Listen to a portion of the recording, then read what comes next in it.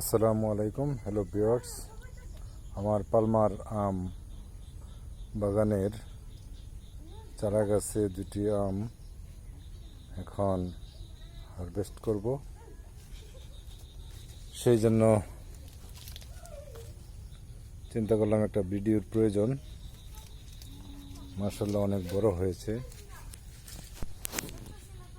আম দুটি। তিনটি আম ছিল, একটি আম পাড়ছি,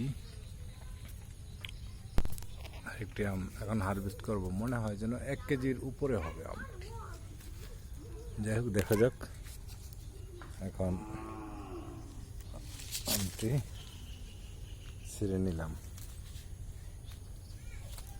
হ্যাঁ, আরেকটি আম ছিঁড়ি। মাশাআল্লাহ,